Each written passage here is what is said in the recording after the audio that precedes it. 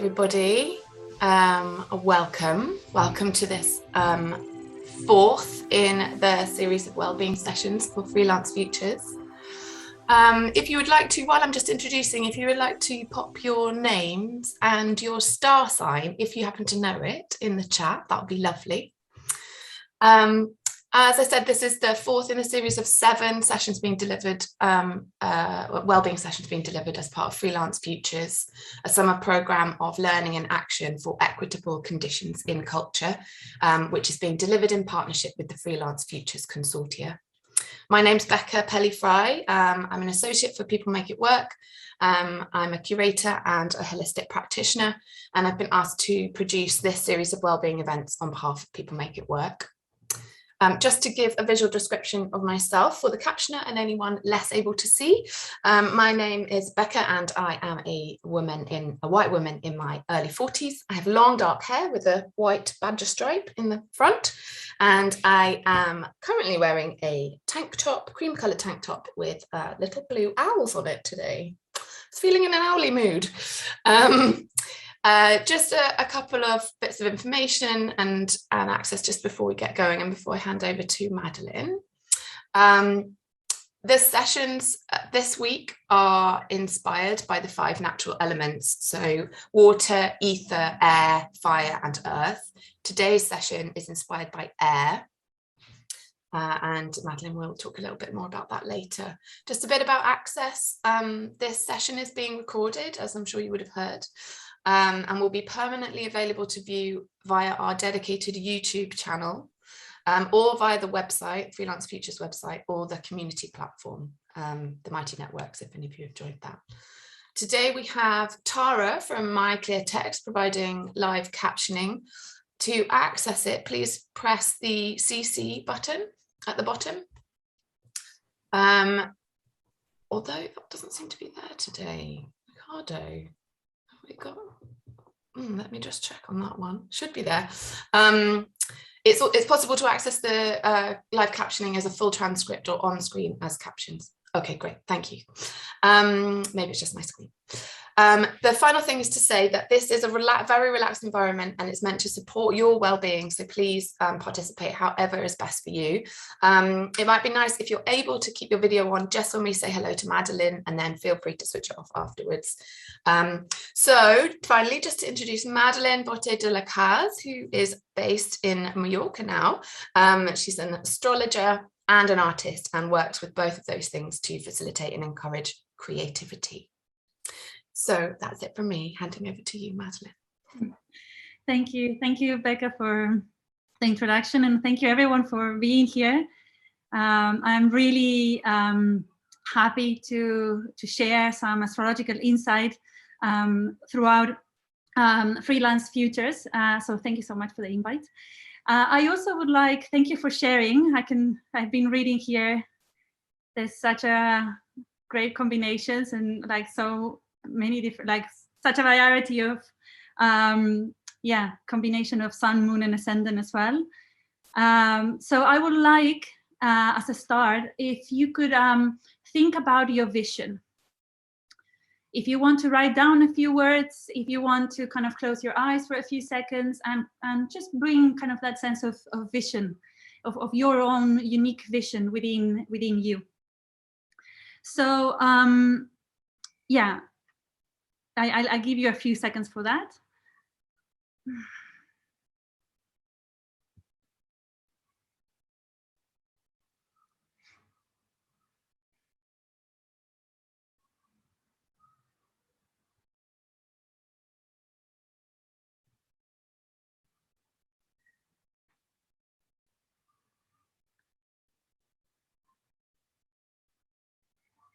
So I want to share with you how astrology can become a tool for creativity. And as also we are working with the element of air, I want to share with you the journey of the zodiac, which is a fascinating narrative. Please use this session as an inspiration, a way to find guidance and expand your imagination as well. We just had a full moon in Sagittarius yesterday that was really full on. I don't know how you feel. I felt very tired yesterday, and it was squaring Neptune. So it's about, kind of, today what I felt was like, okay, let's point our arrows to our dreams. Let's amplify our vision today. So keep what works for you and leave the rest. And this is a safe place, safe space, and so your most natural responses are welcome. If you fancy not having the camera or having the camera, just feel free. This is for you, and your well-being is always first. So yeah, I'm a white woman, and I'm wearing a white shirt, and I have my hair up in a bun, and I have some earrings, wearing some earrings. So let's talk about astrology. So astrology is about our history as humans. Looking at the sky has always been a way of looking back at ourselves. We look up to the sky searching for guidance and meaning in the movement of the sun, the moon, and the rotation of the earth, to look within and connect with our nature. Astrology is a practice in constant evolution. It has been studied, forgotten, misunderstood, came in and out of fashion, rejected, and discovered again and again. I believe in an astrology that liberates, that opens up possibility for self-expression, for that connects you with your fluidity, with your resilience as well. What I do is called astrology for artists, because I believe that everyone is an artist and life is our most important creative act. The more we know ourselves, the more freedom we have to choose who we want to be. Your astrological chart it shows a potential. It's a seed, a map, a photograph of the sky in the exact moment of your first independent breath. It shows the energies that are available to you. What are you doing with them is your choice. And one of the things that I want to kind of communicate really strongly is that astrology gives importance to our voices, our creative and political voices, our healing and spiritual voices. We should listen to each other's voices and embrace this diversity actually of voices, because our collective dialogue can actually help us face the changes we are facing. And in today's socio-political climate, this is a serious matter. We need to go in to move forwards. As the element that we are working with is air, and air is an element that relates to storytelling. I want to tell you and share with you the story of the zodiac. And I kind of, like, for me, stories heal the soul. We are immersed in stories. We are, we throughout our days, throughout the night while we dream as well, we communicate through stories and we learn through stories as well. Our life is a story. And all of our lives, all of our stories are part of a larger human and global story as well. So storytelling, like music and other creative practices, are a way to break through the analytical and rational way of understanding. And what is really amazing is that it gets right to the sacred heart. It goes right to something that we feel it is within our body. And that's actually something that I feel that astrology also brings. It's like when you feel it, it doesn't matter if someone next to you say like, oh, I don't believe in astrology. I felt it. It changed me. I understood myself, and that feeling, that embodiment, that kind of sense of connection with your body, with your emotions, with your experience is just so unique, and it's just you. So so I want to kind of share the journey of the zodiac as a way of going deep into astrology. So there's 3 questions that I wrote that I want you to have in mind when you listen through the whole, when we go through all of the signs. And one is, what does this story awaken within you? The whole story of the zodiac. What does it awaken within you? Another question is, how does the story of each sign show up in your life? So we have the journey of the zodiac, that is one story as a whole, but then each sign has its own story. So I would like you to kind of think, whenever you're hearing me talk about one sign, it's like, how is that story showing up in my life? And the last question is, how can the stories of the zodiac signs guide you? How can these different stories guide you within your life? So when I go through the journey of the zodiac, it's a way of like learning about yourself, but it's about learning about others. It's about learning about society and the universe as a whole. I would like if you could have in mind, the people that like friends, family, partner, like anyone that like, and their star sign, or their rising, like kind of have those people in mind, but also know that you have all the signs within you, that you have planets that they fall in different signs. You have like your chart that displays the 12 houses, that like each house relates to a different sign. So it's not that only I'm waiting until I hear for Gemini because I'm Gemini. No, like really see how it resonates, each sign within you, because you have all of the signs within you. So the whole story is relevant to you. And see what sign do you reject? What sign do you like? You are fascinated. What sign do you love? What is it like that you feel like comfortable? What makes you feel uncomfortable? And like and see how that shows up in your life. So let's start. So the first sign of I'm going to share a screen that a PDF.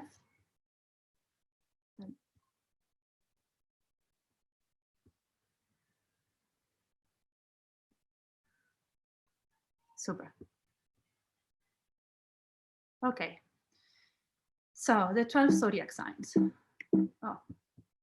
There we go. So the first zodiac sign is Aries. Aries is the beginning, is the Big Bang, is that is. There was nothing and then suddenly there was energy. Is that start, is that sense of action, is the now, the here and now. We have Pisces, which is the last sign of the zodiac, where we are all one, from Pisces, where everything is one and nothing is defined. The ram comes out of the ocean, with the horns moving forwards and says, I am. It's that process of individuation, is the process of separation, is what differentiates me from the whole. So it's actually the most urgent and explosive phase of our development. Aries is the ram, is a fire sign, so it's a fire that goes everywhere, that moves and and takes action because it's very connected with their desire. It's ruled by Mars, is the ram, and represents the head, the face, the eyes, and psychologically, Aries people are very enthusiastic. They like to initiate. They're very driven, very related to action. They are very courageous, energetic. They're very self-motivated. They are very decisive. People say, Aries are selfish, because of course astrology has a lot of titles and names that are quite wrong, because it's not that Aries is selfish. It's that Aries, when they were born, it was just them. Because Aries represents this birth, and it was just them. So it's not that they are selfish, it's just that they are very connected with their desire, with what they want. They can be very competitive as well. They can be impatient, impulsive, very vital, very honest, very kind of boom, with no filter as well. So from this birth of Aries, if you think about Aries represents spring as well. Which is kind of the flowers and nature just boom, blossoming.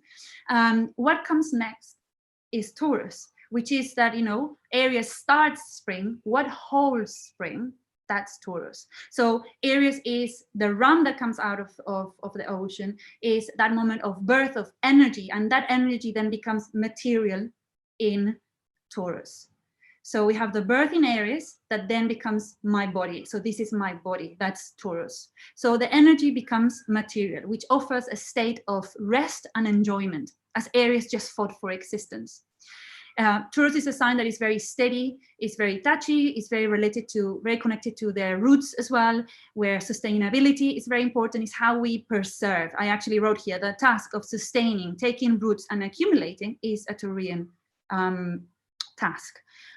They give shapes, and this is an earth sign, and is ruled by Venus, and it's the beauty of the body, the beauty of the senses, the beauty of things that I can touch, smell, taste, so it's, and it's the bull, which is this animal that is in the middle of a field, and it's like super physical, and it's chewing and chewing and chewing, and it's taking its time as well, because the pace of Taurus is like, it's a pace that there's a lot of processing, and then when they go, boom, no one stops them. There is a determination, there is a persistence, there is, they can be very stubborn. So psychologically, they're very practical, very persistent, grounded, very sensual as well, stubborn and possessive. That's why we have I am as Aries, and Taurus is I possess.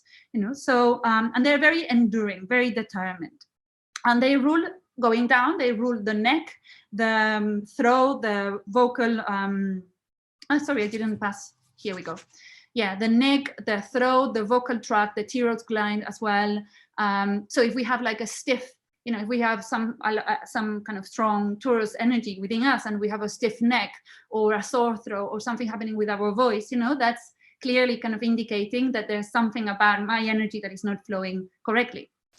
So we have the birth in Aries that becomes my body. It's like I have a body that's Taurus, and then this body relates to another body, and that connection is Gemini.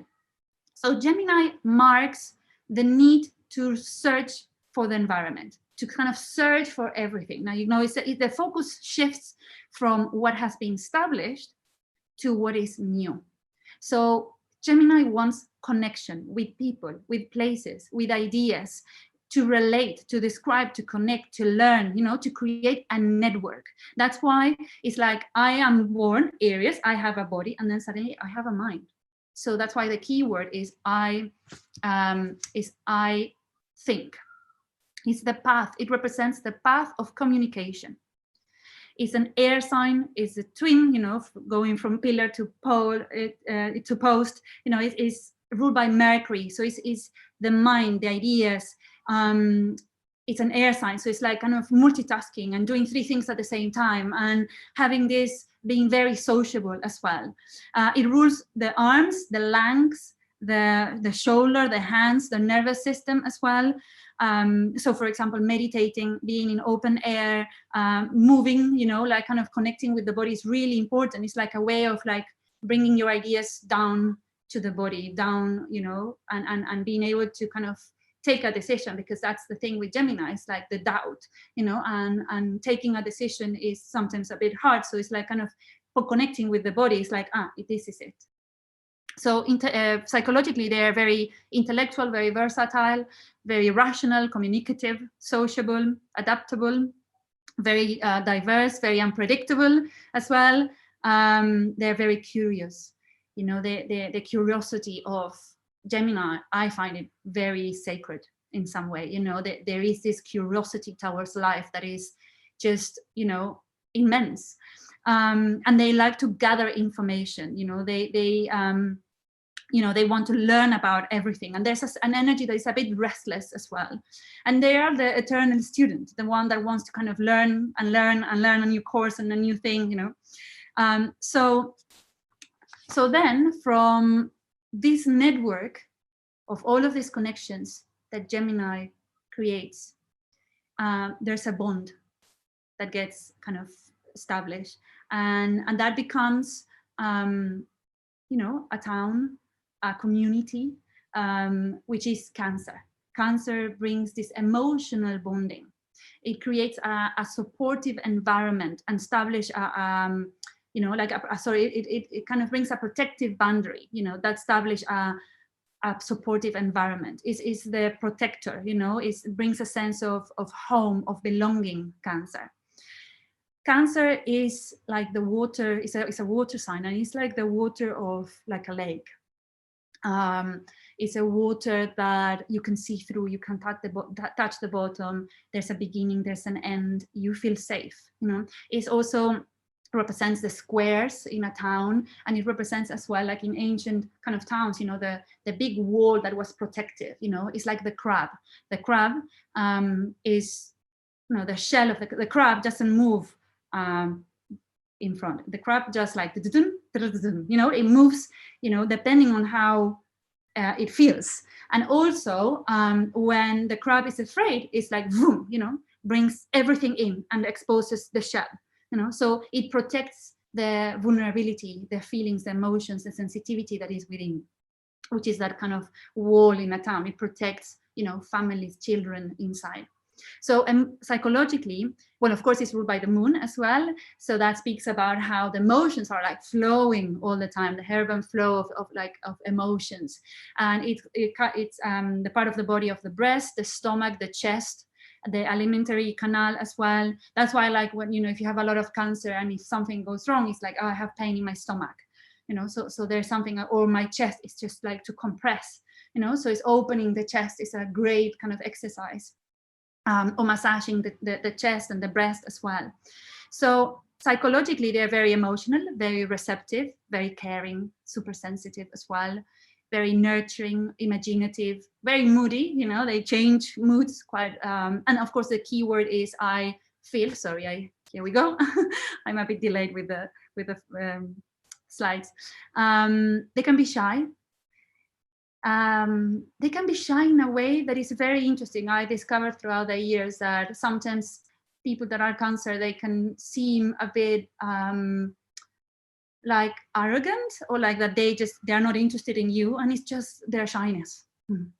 That is just, it doesn't show as shyness. It's like a very inner kind of, it's a very beautiful kind of shyness, but difficult to detect or to understand in some way. They can be very defensive as well. They can be very patriotic, you know, and defensive in a way that is quite assertive as well. I would say, like Cancer, when you defends their family, defends the people they love, they can be very, very like kind of, boom, you know, there is some sort of action. And in the end, it's a cardinal sign, you know, and cardinals are like good at like movement and starting things. So from, you know, going back to Aries is the birth, then Taurus, we have a body, then Gemini, we relate with one another, then Cancer, we create a family, a town, you know, and we are all gathering. Let's imagine we are all gathering in the square, you know, and there's someone that says, follow me, you know. Let's say someone says, I invented, you know, the paper, you know, and that is Leo, you know, the one that stands on a stage and says, I invented the paper. And there's a lot of applauses and like exclamation, you know, like there's a lot of enthusiasm. So that is Leo, that represents the drive towards individuality. It offers the community. It comes after the community, and there's a need to be distinctive, to stand out, to have an original perspective. Is the leader, the entertainer. Leo serves to be recognized. You know, it's a fire sign, and the fire of Leo goes up. You know, as I mentioned before, Aries kind of goes everywhere. Aries is not even looking, you know, it's the horns that they just go. So they are like fighting and like moving. And then they realize they have to kind of bump into things several times to kind of learn about it. Where the fire of Leo is like going up. That's why it's the upper back. And they kind of, when they move, enter space, they have this energy that you know, the chest is open and there's a sense of security and confidence within themselves. And yeah, they are, you know, it's a fire sign, it's ruled by the sun, you know, so it's about their identity, the spark that they need to kind of come and express in this life, represents the heart, the spine, the spinal column, and then of course the upper back. And for Leo people, it's super important to follow their heart, you know, to follow their heart. Otherwise, is what brings them joy as well. And psychologically, they are very creative. They're very playful. They're very loyal, very generous. If we think about a performer, who is on stage and is creating something, and you are the spectator, you're receiving something. So think about Leo as the process of a feedback loop between giving and receiving and giving. It's very kind of not good to think, like there's a few Leo people that they came to me throughout the year saying like, yeah, I don't like my arrogant part of me, or like the wanting to call attention, or and if it comes out as a generous act of expressing and giving, because something that the beauty of Leo is the beauty that they can inspire others. They can make others connect with their hearts as well. And when you are near a Leo, sometimes it's like, oh, there is this sense of like, wow, like I need to kind of express myself and who I am and my uniqueness as well. So their keyword is I will. And they can be as well, the shadow side can be like very self-centered, arrogant, attention seeker. It's just like how, again, with what I said at the beginning, what are you doing with this? How are you using this energy? That's the key thing. So then we are in this square. We have this person that invented the paper, and everyone is like, wow, look. But there's someone at the back end of the crowd that admires and recognizes the talent of Leo and says, I need to get one.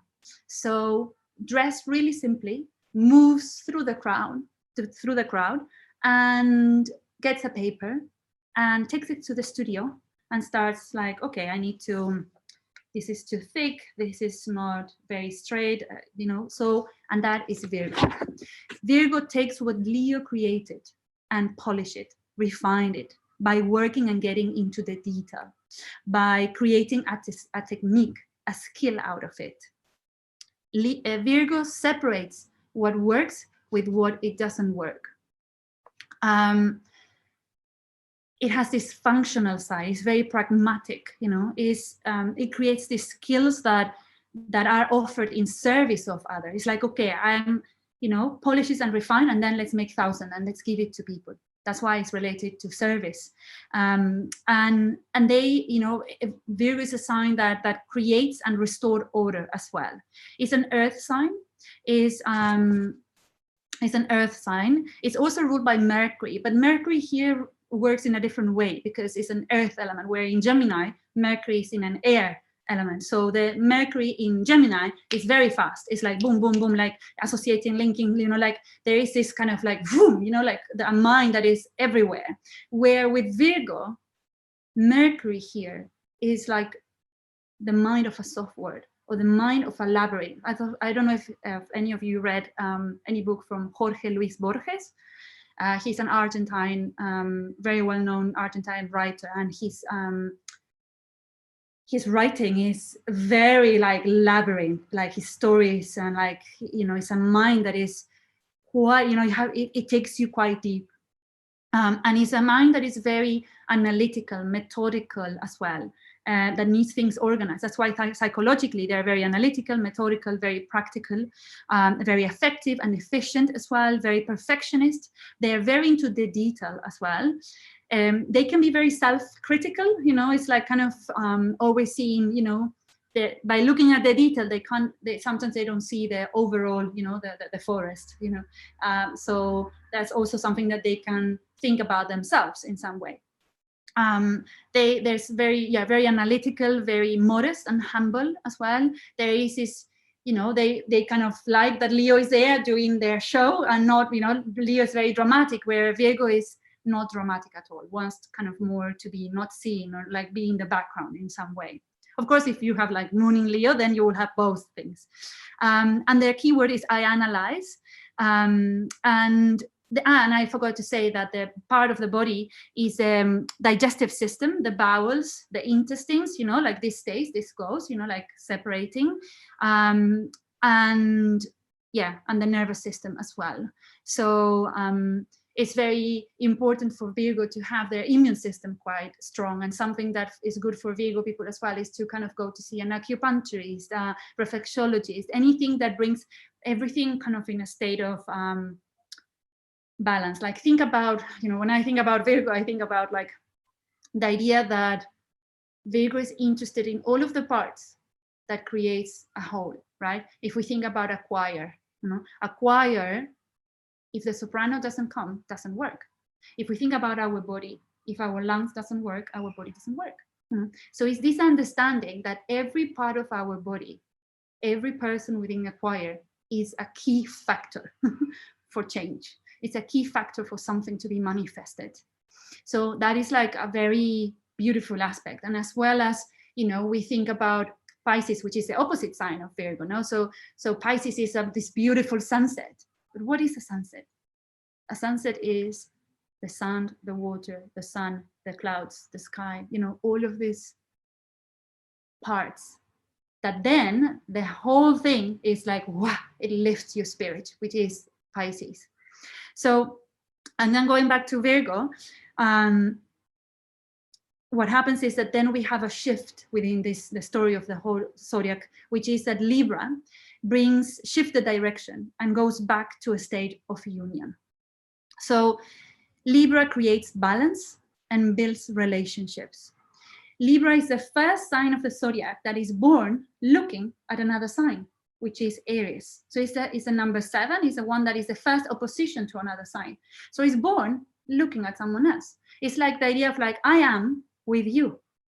So it's the idea of the other half, it's the idea of falling in love, it's the idea of an encounter, of a one-to-one encounter. And it wants to bring balance. That's why it's the scale, which is really interesting because the scale is the only inanimate object in the zodiac. So that speaks about how civilized Libra people are, and it's very interesting because people think that Libra are supposed to be balanced, are supposed to be like calm and balanced, but no, Libra is an energy that surges for balance all the time. Like Libra is an energy that's like always like this, okay, there, zoom, there, boom, and so there is a constant search for that sense of beauty, of grace, of balance, of peace as well. It's an air sign and it's ruled by Venus, and here different to, for example, Taurus, that is also ruled by Venus, but Taurus is an earth sign, so it's the beauty of the body, of the senses, of things that I can touch and taste and smell, and where Libra is an air sign. So it's the beauty of the mind. It's a beauty of thoughts, of ideas, of concepts. It's a beauty of theories as well. So psychologically, they are very loving. They are very sociable. They're very relationship orientated. And this is also another thing, is that people think Libra are dependent. They're not dependent. That's wrong. I mean, they blossom with you. They find themselves with someone else, but that is not dependent necessarily. The shadow side of Libra, it is dependency, clearly, but if it's worked and is expressed in a positive way, in a way that is harmonious, then it's like I'm blossom when I'm with you, but I don't need you for me to exist. So that's like an interesting concept. It's very fair-minded. What I mean is that, like things being fair for Libra is really key. Very cooperative, very peace-loving, very undecisive. And this is actually a concept that also I find really interesting. The doubt of Gemini and the doubt of Libra. These are very different doubts. And let me bring you like an image. So let's say a Gemini and a Libra, they go to the cinema. No? And Gemini doesn't know what to see. So there's 2 movies. And Gemini doubts because wants to see both.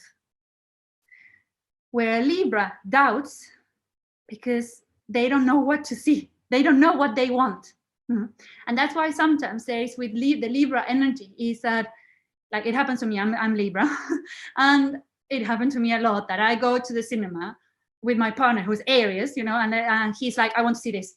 And I'm Libra, so I'm like, okay, like, Libra has an energy that is very pleasant, it's very like about what the other one wants. So I'm like, okay, let's go and see that. And I'm in the middle of the movie, and I'm like, I wanted to see the other one, like, because I have like let's say that Libra has a delay with their desire. That's why also with all air signs, working with their bodies is fundamental. So then they're more connected with their desire, with what they want, with the pulse of their heart.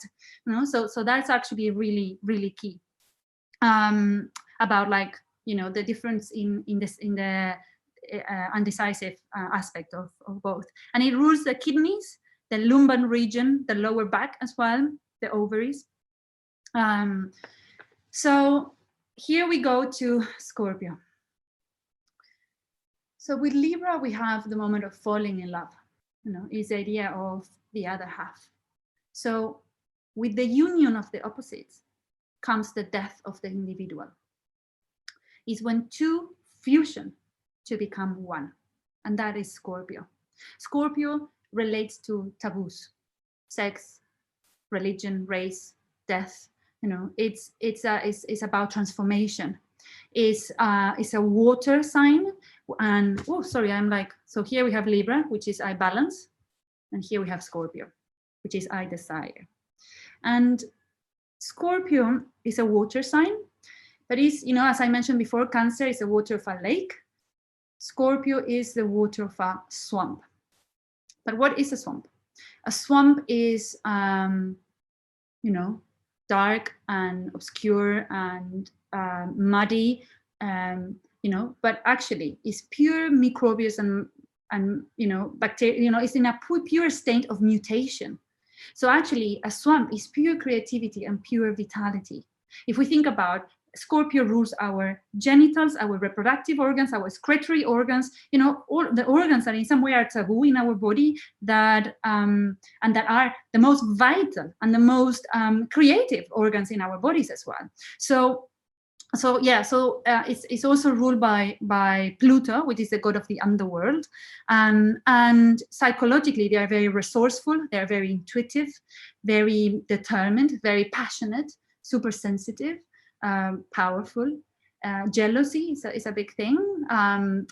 Opening up to others. It's as if like they have this radar. When you meet someone that is Scorpio, like you can tell their look, their gaze, that they are Scorpio. There is this intensity, and they do like, they kind of scan the person, and it takes a while for them to actually open. And when you think that they are really opening, they are not really opening. It's like the depth of Scorpio is like huge, and they are very private as well. They can be very secretive.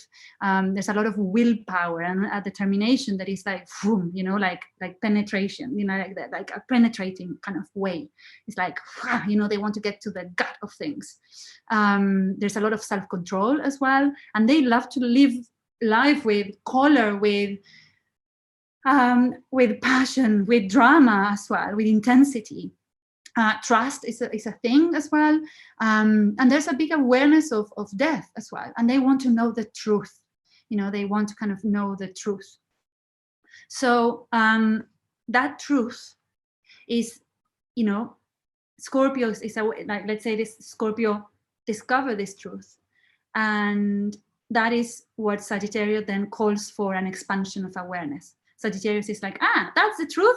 Let's bring expansion. Let's bring awareness. Let's bring this out to the world. Where Scorpio is more inside and like, like kind of discovering things. Sagittarius is the one that with optimism, with belief, with a lighter energy, let's say, says, that's the truth. Okay, let's expand it.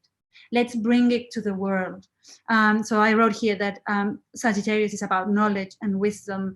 It brings an optimistic view, shares this wisdom with others, is a master as well, is a teacher. The opposite sign of Sagittarius is Gemini, and Gemini is the eternal student, and Sagittarius is the teacher. Is this old person who has this knowledge and delivers it with such a generosity, without wanting anything back. Sagittarius is what Gemini writes in a whole book like this thick. Sagittarius can say a word. That's why I like kind of spiritual kind of gurus or sometimes it's just a phrase, and that is like, wow.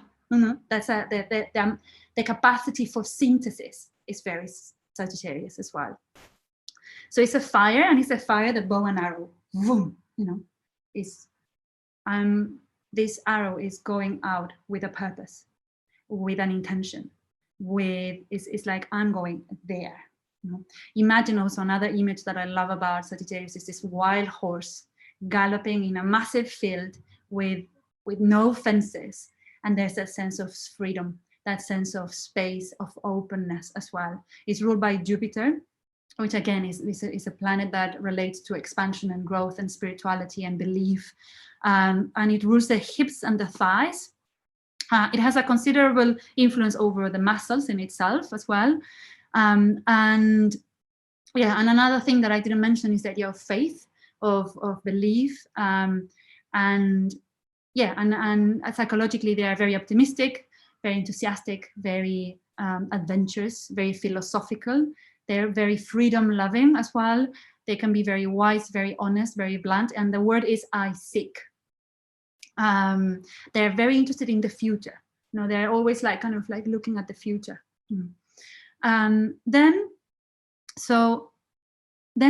what happens is that this view of so here we have Sagittarius. Let's see the time. Okay. And so the view of Sagittarius, there we go.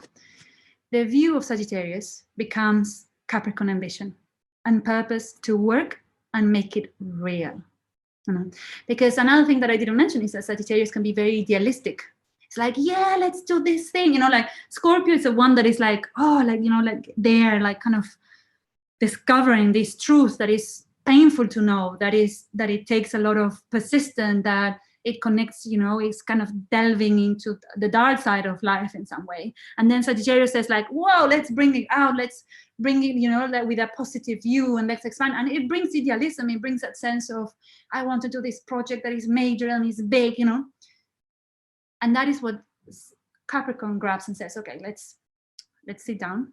Let's make a spreadsheet. Let's make a plan. You know, let's think long term. You know, let's kind of make it happen, really happen. So Capricorn works towards the development of civilization. It builds upon what has already been achieved as well, assumes responsibility, and works towards the interest of all.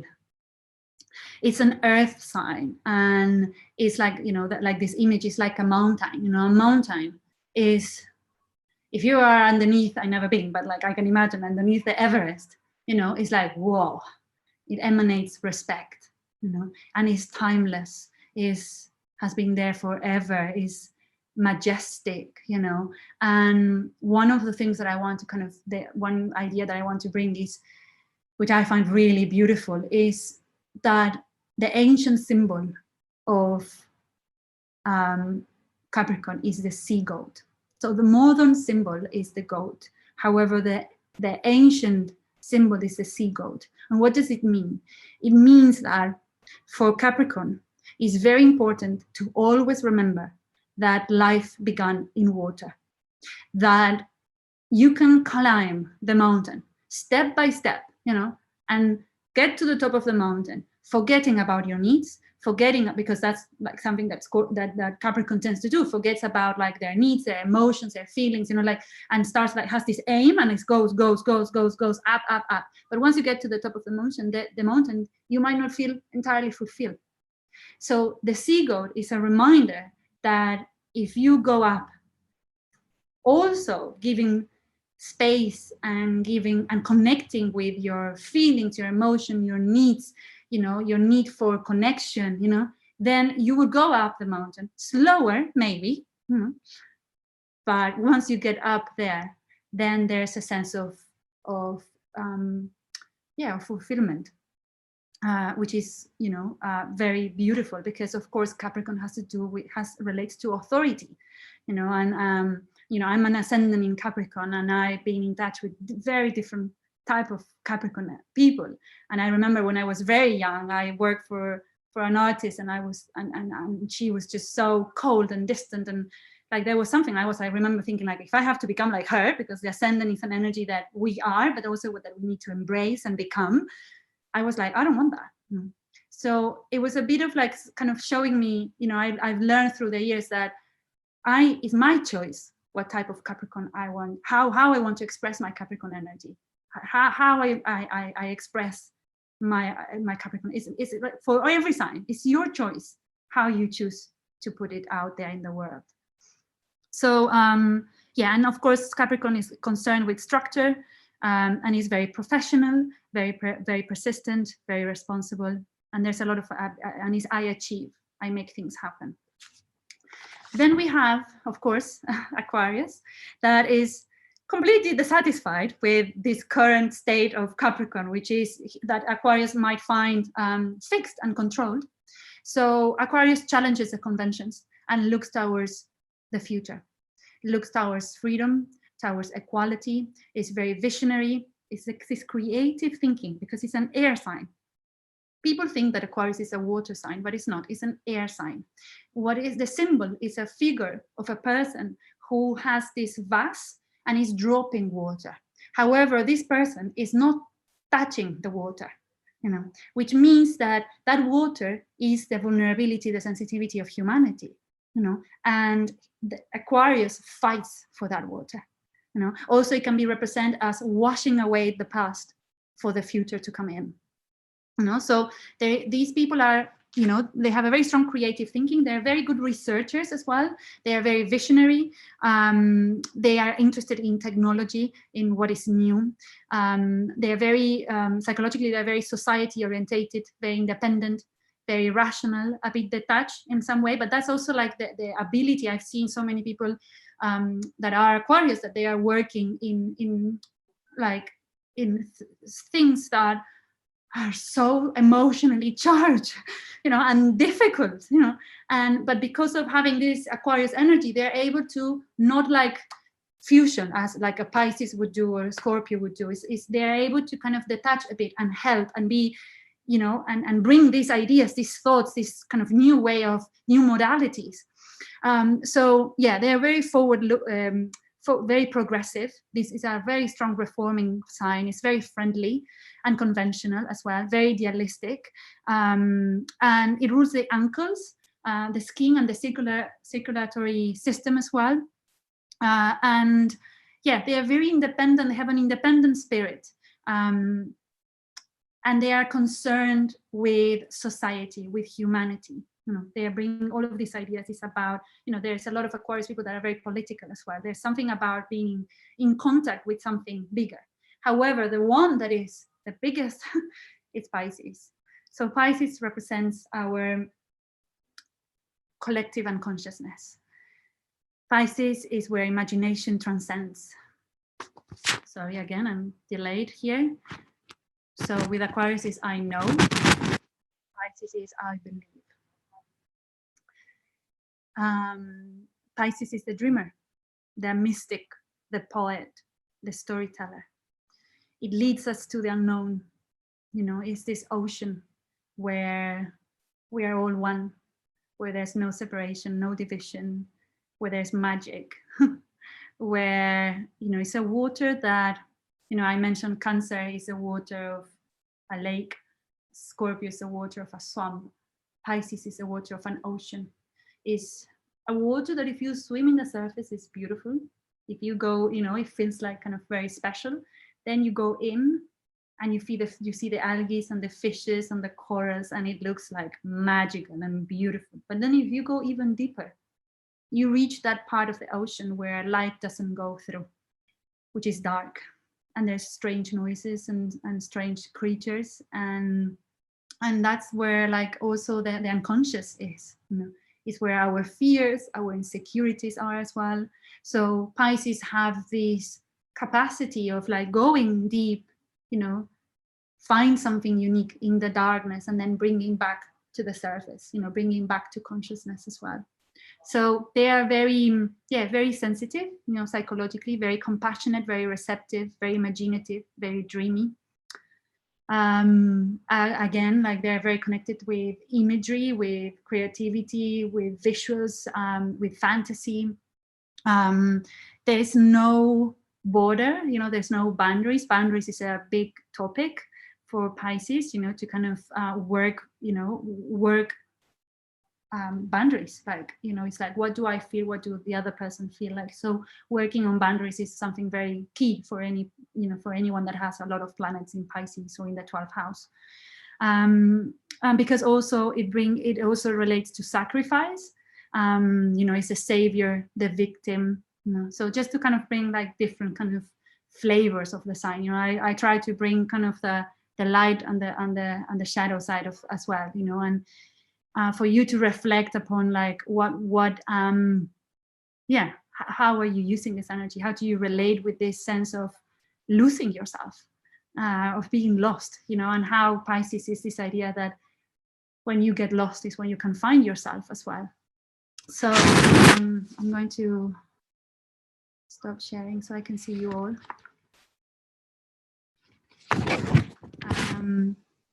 So we have just a few minutes, and I want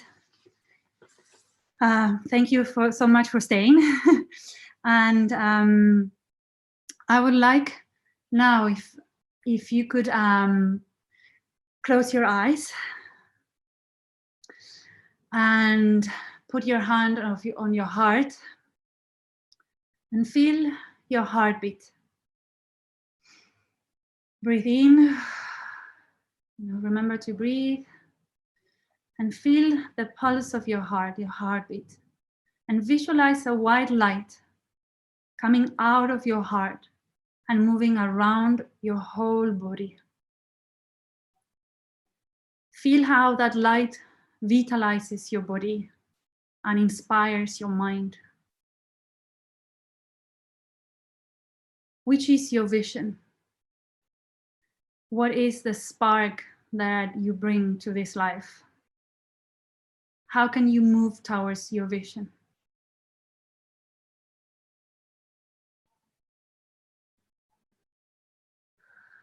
Just breathe deeply.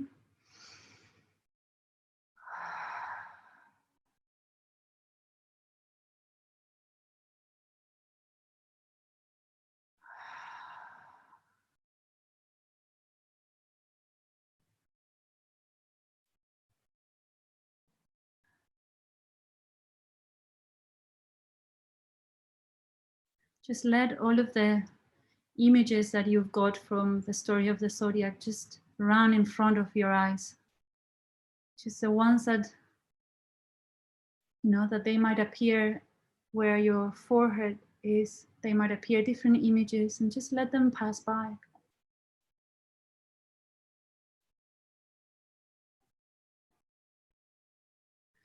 And it would be really nice if you would like to share anything on the chat about what inspired you today. Maybe if you want to say, put a word or a phrase. And I really hope this was inspiring. I know that you're all very busy this week with loads of information. So I really hope that this brings like a different way of connecting with what you're doing, with your vision. So anyway, if you would like to write.